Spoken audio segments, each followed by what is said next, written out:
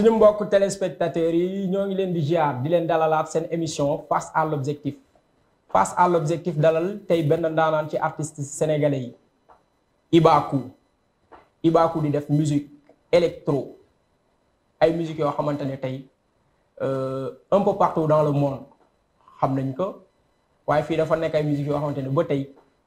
en expérimentation la nekk daanaka te ñu bëri boo leen ne électro dañuy ne non ay musique waaye am na solo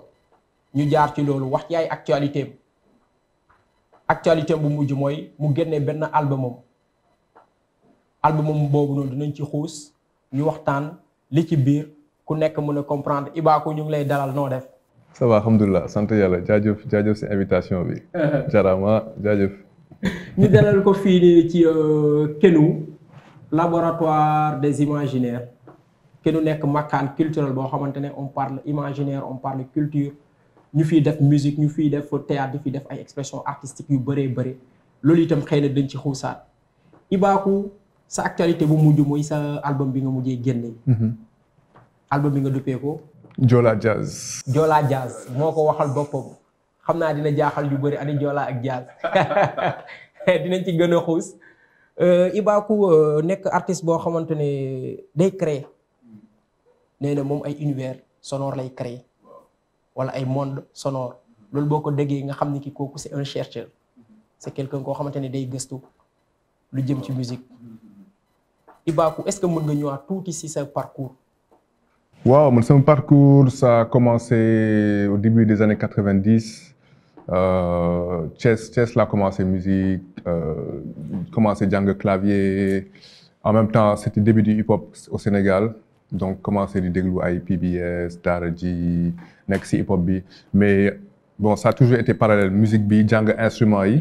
Donc, avec Aiwa Flash, nous avons jungle clavier, jungle ma guitare, moi j'ai top scène répétition, scène concert. En même temps, moi j'ai hip hop bi, di intéressé ou di nek fan sous grand yu fi nekkoon IP Frost, etc. Donc nous là commencé sur musique bi, jungle instrument en parallèle ba fin 90, on va dire que c'était dama doon jàng nek juste fan musique quoi, fan musique donc. Sur mon côté famille tamit sama parents yi jàppale nekk nañ influence bu mag si lu ma commencé musique parce que ñoom tamit dañ doon ñu woon si art bi ñoom ñoo ma poussé ak samay frères si musique bi donc musique jazz bi musique spirituelle bi mère bi mu ngi woon si chorale yi et cetera donc mélange boobu noonu si la màggee dama duggaat si milieu musicien yi parce que avant dama nekkoon si hip hop bi lu bëri après ma commencé ak band bi. Haïtiens commencé à jouer si milieu yi fini Sénégal Dakar def ay tournées si différentes régions yi Sénégal dem ba Guinée-Bissau etc. un peu à l'international et waaw loolu c'était l'expérience Haïtiens bon et entre-temps ak Haïtiens on a fait partie de benn collectif fii Wakam bu tudd les Petites Pierres donc foofu ça a été benn rencontre bu grave pour man bu changer lu bëri parce que ça m'a permis de me rencontrer yeneen artistes yoo xam ne ñu ngi yëngu si yeneen style de musique ak mais yeneen médium quoi ay gars yu def mode gars yu def performance gars yu def photo wala ñuy def cinéma donc collectif bi dafa bëri woon ay comment dire art expression artistique yu bëri quoi tu vois donc ça m'a permis de me rencontrer artistes yooyu noonu et de là mën a diversifier un peu li may def en tant que musicien donc mën a job ay musique pour défilé mën a job ay musique pour film et cetera donc foofu la rencontré Sely Rabikan par exemple Sely Rabikan alors ça fait 10 ans cette année 2014 biennale 2014 dañu def benn défilé bu tudd Alien Cartoon et défilé boobu donc j'ai fait la musique pour défilé boobu noonu et ça a été mon premier album voilà sorti en 2016 2 ans après parce qu'on s'est dit que bon musique bi c'était vraiment quelque chose de spécial qu'on n'entendait pas souvent fii Sénégal donc comme ni ñu ko waxee musique électronique bi musique expérimentale musique de recherche donc parce que contexte bi mooy c'était d'imaginer benn ville africaine boo xam ne c'est dans le futur mais ville boobu tamit dafa am ay rapport dafa am ay connexion ak lu ñuy wax extraterrestre yi quoi tu vois donc ça m'a permis d'imaginer la musique africaine bi nan la war a mën a mel dans le futur quoi, tu vois. Futurisme africain, ouais, comme tu le dis. africain, voilà, tu vois. Donc foofu dafa ubbi beneen buntu boo xam ne ça m'a permis de dugg si benn scène artistique, la scène électronique, musique électronique. C'est vrai que maa ngi si woon si hip hop bi parce que moo doon def ay beat et cetera, mais c'était plus focus si hip hop bi, mais là ça m'a ouvert xam nga si musique à l'image, performance et cetera. Donc à partir de boobu laa commencé sama carrière solo et expérience boobu dafa ma jox occasion wu vraiment concentré aussi musique Joola, c'est-à-dire que je me suis dit que ok, je vais prendre musique Joola bi yokk si ay sonorités modernes comme logiciel laay utiliser pour def ay beat et cetera, nan laa mën a mélanger ñaar yooyu noonu pour créer benn musique du futur. loolu mu nekk esprit aussi sa album bi Joola Jazz. Exactement. mu nekk fusion musique électronique. Jazz ak musique traditionnelle Joola. idée bi nan la ñëwee. Bon, idée bi c'est quelque chose que j'avais commencé sur Alien Cartoon, mais côté Joola bi ak jazz bi je me suis rendu compte soo xoolee musique Joola da nga si remarqué am na ay éléments yoo xam ne si ay éléments principaux la quoi. C'est-à-dire que am na bugërëbu par exemple am na tamit benn élément bu important mooy saxophone bi quoi, tu vois. Donc loolu saxophone bi moo def lien bi ak jazz bi parce que soo xoolee si jazz tamit da nga si gis saxophone yu bëri, tu vois. Donc soo defee ay recherche peut-être tu te dis que tu te rends compte que benn instrument la boo xam ne il est arrivé avec la colonisation, mais dañ ko adopté ba mu bokk si culture bi ba mu soo gisee ay Casa Sport wala di nga si gis saxophone. beaucoup de bandes Joola waaw beaucoup de bandes waaw orchestre yu bëri waaw yu nekk biir Casamance yi si saxophone. donc waaw loolu moo def lien bi et vu que j'ai grandi tamit ak jazz sama paa dafa ma déglu yu bëri jazz, donc am na ay artistes yu mag yoo xam ne ay saxophonistes lañ dañuy inspiré wu si musique Joola aux États-Unis, mais soo xoolee tamit fii Sénégal ay groupes comme Xalam wala ay groupes comme waa Touré Kunda, ay Mbilim Jazz, Icaz Jazz, ay Habib Faye def nañ genre connexion boobu noonu xam nga en tant que musicien dama yàgg seetlu ne artistes yu bëri dañ doon dem Casamance di gëstu si musique parce que dafa am richesse quoi, tu vois. Et puis donc c'est là où déclic gi foofu la jógee. Je me suis dit bon su ma naree def recherche si dara wala su ma bëgg a créer benn affaire bu bees foog ma def même démarche bi, tu vois. Comme c'est comme benn grand comme Baba Maal par exemple bu nekk benn influence bu muy commencé dafa def touru Sénégal tour Afrique waaw 3 ans de pérégrination pour asseoir un certain répertoire quoi. Def recherche boobu noonu et je me suis toujours dit que voilà pourquoi Sénégal mu am Casamance wala ñu am richesse boo xam ne si différentes ethnies yi am nañ richesse musicale richesse culturelle boo xam ne war nañ ko mën a utiliser si musique bi quoi mu nekk suñu identité nekk suñu touche moo xam ne loolu la ñuy indi et voilà loolu déclic bi foofu la jógee en fait. Je me suis dit ok maa ngi jóge naa si hip hop bi dañuy utiliser ay machines utiliser ay musique dañuy utiliser ay sons électroniques. Jazz bi màgg naa tuuti ak moom nan laa mën a defee lien boobu noonu pont boobu noonu. boo xam ne lien bi mu ngi foon déjà nan laa ko mën a souligner nan laa ko mën a développer ba xam nga indi benn proposition. À la base influence yëpp nekkoon na ci moom il baignait dans la musique jazz les musiques traditionnelles musique chorale ak lépp c'était déjà là mooy base bi nekkoon na fii mu sentir ni mën na ko exprimer mu def ko ci benn album bu intéressant Joola Jazz may invité ku nekk nga découvrir que c'est important mais boo naree boole musique traditionnelle Joola comme le bugërëbu certes pied yaa ngi fooy tout ça là c'est des musiques normées il faut le dire hein mais nga nar ko boole ak musique électronique ak musique jazz lan moo nekkoon défi. voilà loolu défi bu intéressant la parce que soo xoolee musique électronique en général déjà soo xoolee musique su ñu waxee musique électronique si bopp nit ñi dañuy surtout fii nii Afrique wala Sénégal dañuy teg ne musique tubaab la quoi. boo xam ne moom ñu ko alors que soo xoolee si histoire musique électronique nit noirs yi ñoo ko créé États-Unis quoi tu vois ñoo ko créé États-Unis mu développé wu Europe ba mu am doole boo xam ne finalement gars yi dañuy histoire bi dañ ko xaw a effacé quoi. dañ xaw a effacé histoire bi ba gars yi teg ne tubaab yi ñoo ko créé alors que du loolu. et du coup défi bi mooy tey soo xoolee nu mu tudd sax logiciel yi ngay utiliser. logiciel yi ngay utiliser pour créer musique même pour créer hip hop logiciel boo ma utiliser dañ ko créer si benn modèle benn forme bi ay règles yoo xam ne xalaatuñu règle xalaatuñu musique africaine par exemple tu vois alors que musique am nañu ko waxee musique africaine am na ay règles am na ay nu ñu koy am na ay pieds am na ay règles quoi am na ay lois am tu vois donc loolu défi bu mag la pour artistes yu bëri yoo xam ne bëgg nañ comme ni ñu koy waxee décoloniser déconstruire mentalité yi tu vois parce que sooy am na benn artiste bu mag bu doon wax benn jazzman bu doon expliquer par exemple nan laa ko mën a expliquer scientifiquement wala naturellement rek mooy sa xol buy battre ay pulsion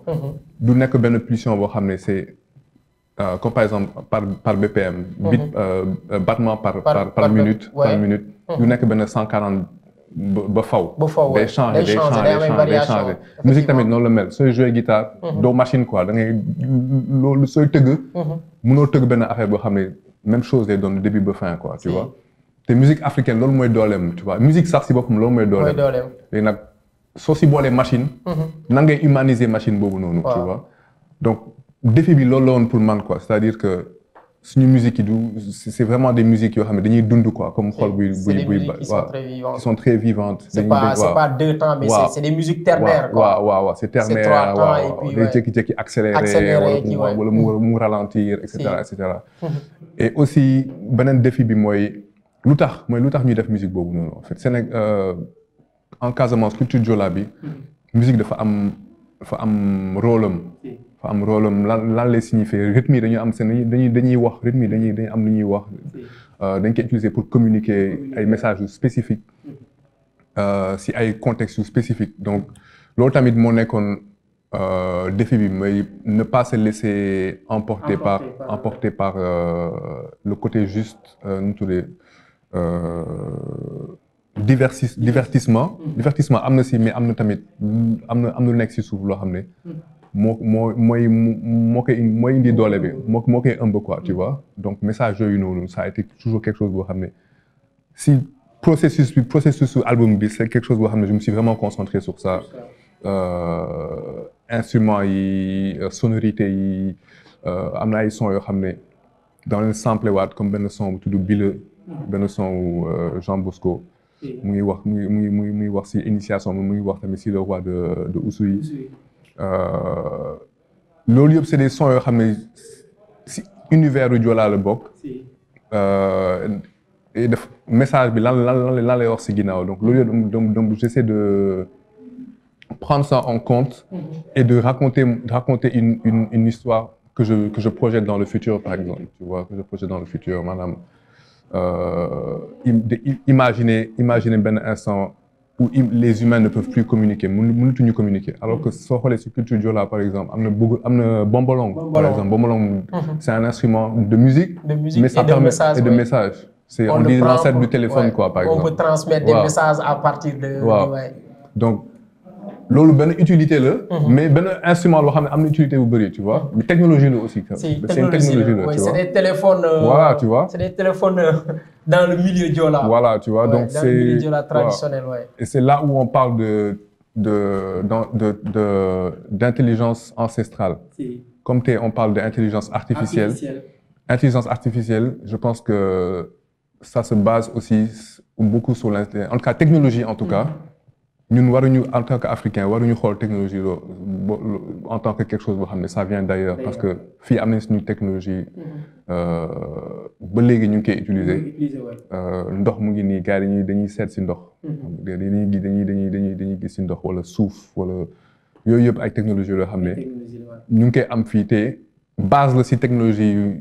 tubaab waaw yu tubaab yi dañuy indil dañuy gas dañuy root fii nii lu bëri donc nan laa mën a mettre loolu en valeur ci sama musique ci message bu may histoire bu may raconter et cetera et cetera. mu nekk transmission patrimoine transmission spiritualité il faut le dire par rapport avant ñu ñëw ci spiritualité par rapport ak transmission patrimoine culturel Joola boobu noonu yow sa musique noo ko fay defee parce que yow da nga tu as su que il y a quelque chose qui devait être puisé dans tes racines Joola boole ko ak leneen loo xamante ne c'est un peu open ça vient d'ailleurs peut-être quoi que l'on dise même si l'origine est d'ici une musique jazz une musique électro nga ne non c'est une musique Joola que je vais prendre et je vais mélanger et en faire comment dire un produit fini. Comment est-ce que tu transmets ton patrimoine à travers cette musique? Bon, il y a beaucoup de moyens. Bon, déjà, je pense que œuvre yu may def en général depuis 2016 ak Alien Cartoon ak œuvre bi c'est des œuvres yoo xam ne ça se limite pas juste à musique bi. am na côté visuel bi tamit am na solo mooy vidéo yi ak ay album concept la quoi c'est-à-dire que album bi dafa am ay personnages. man personnage la si album bi donc. musique bi du musique bi kese y a le côté visuel. Donc ben si ma concentré aussi musique bi commencé si musique bi am na ay instruments yoo xam ne yu bëri ils sont en voie de disparition sur culture Joola bi am na ay instruments yoo xam ne soo ko déggee tu sais que ça vient du sud comme bugërëbu ay ekonting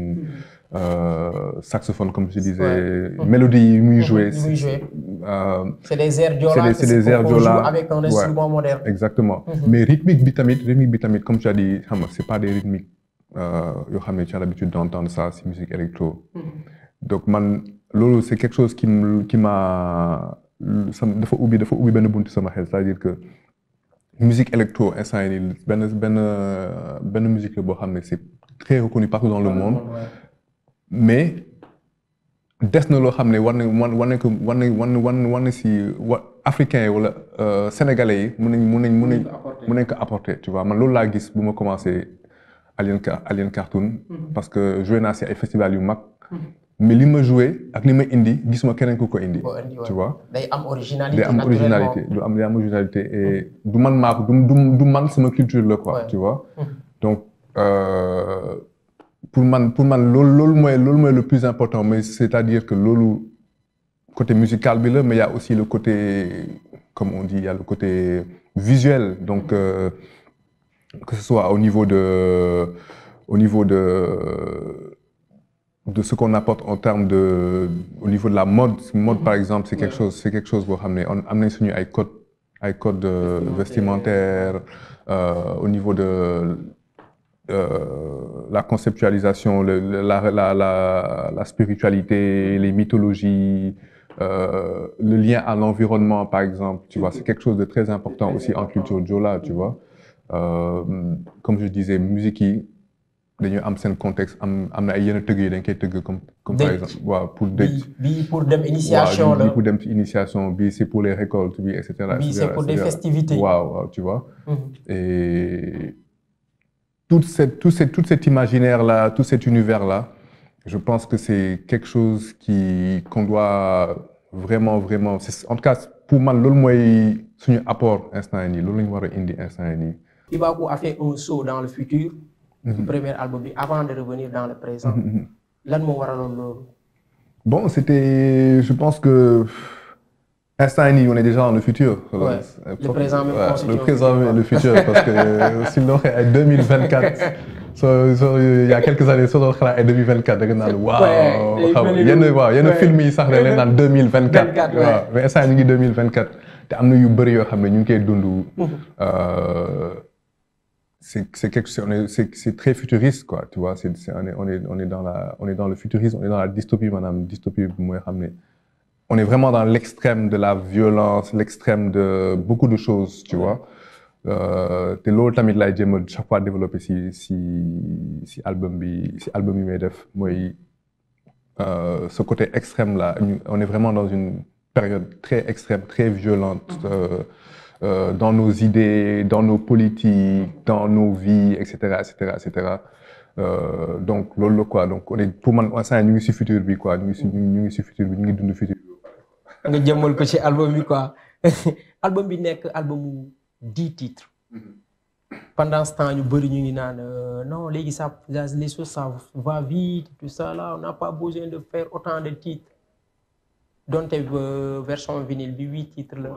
quelle est votre cible par rapport à cet album? Wow, non, album bi, bon, c'est un album qu'on a fait pendant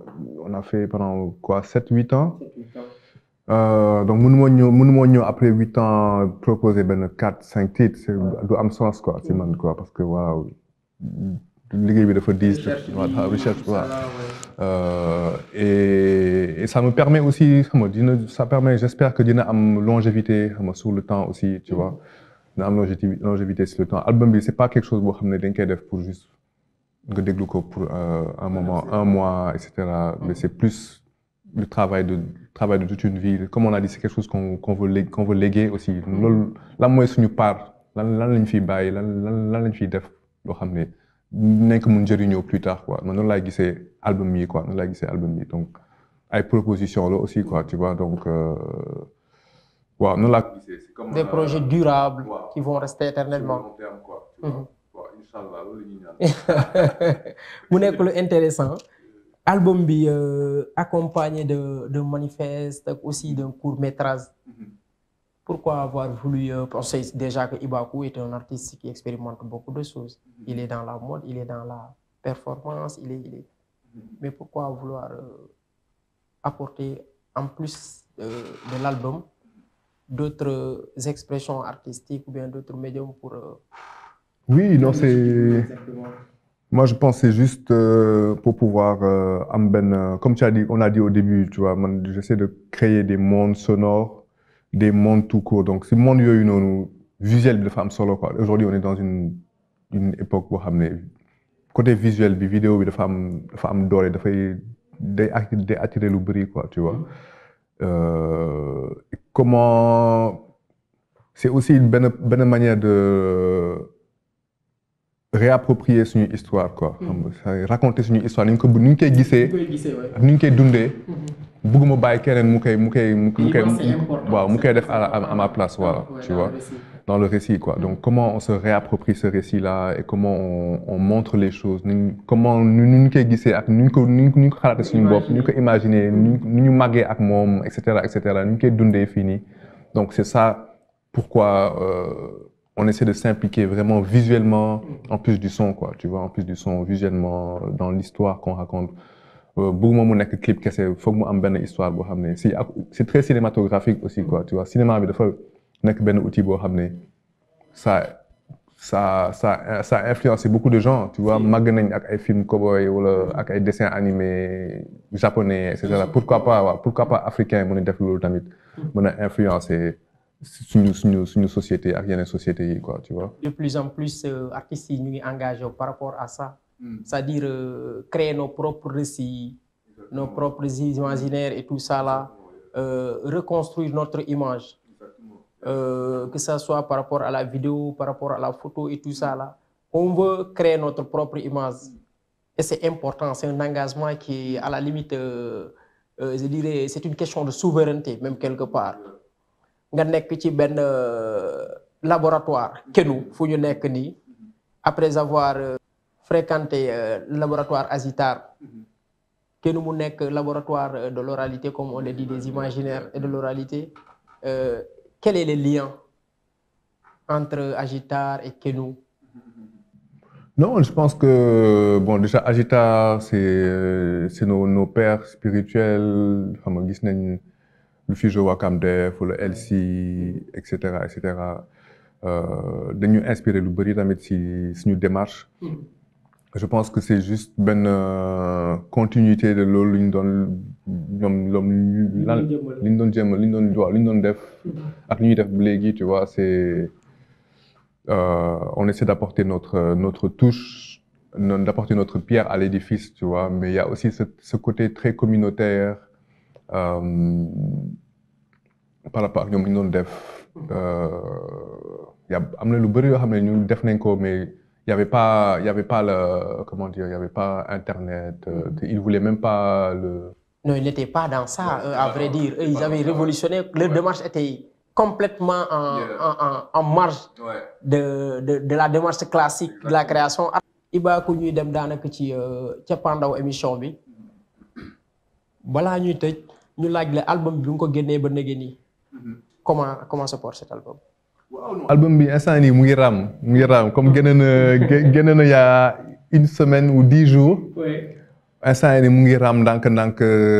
waaw ñu ngi koy jàngal waaw nu muy doxee xaw ma ñu ñaan mu màgg mën a dox di dox ba xam nga donc waaw instant yii nii waaw s'il vient juste de sortir damay bàyyi gars yi ñu déglu ko xam nga consommer ko ñu tamit ñu commencé def ay concert gën ko yaatal si public sénégalais bi public africain international bi. donc voilà quoi loolu la ñuy ñaan mu màgg mu jur lu bëri te mu xam ñu mun si jëriñoo ñu ñëpp incha allah waaw. Ibakou dernier acte bu ñuy posé dañu lay invité que tu fasses face à la caméra nga wax ñu lenn ci artiste bi loo xamante ne bëgg nga public bi xam ko ci Ibakou wala nga lancer benn message. Ibakou caméra baa ngi nii. ok mais kon bàyyi ma xalaat bu baax même une minute ma xalaat. Ok, le message que je veux lancer au public. Ok. C'est bien là. Ouais. Yes. Assalamu alaikum, man la Ibakou. Man message bu ma bëgg a lancer mooy par rapport ak suñu culture, suñu patrimoine, si domaine yëpp. Le message que j'ai envie de lancer mooy il faut qu'on garde ce patrimoine culture boobu noonu développer ko mais vraiment en être confiant et en être conscient aussi donc don't kill the culture maanaam bu ñu rey suñu culture nañ ko dundal nañ ko moom nañ ko dundal suñu culture jaajëf. suñu mbokk téléspectateurs yi li mooy doon cappaandaw suñu émission bi face à l'objectif mu dalaloon artiste Ibakou. Artiste, musicien, compositeur, muy def lu bëri, créateur, il est dans la mode aussi. Ibakou est dans la performance, il est dans les arts de façon générale. Ibakou ci tënk ne dañu fonk suñu aada ak suñuy cosaan nañ ko dundal nañ ko jëmmal wasaare ko ci àdduna bi yëpp ñu ngi leen di ziar ba beneen.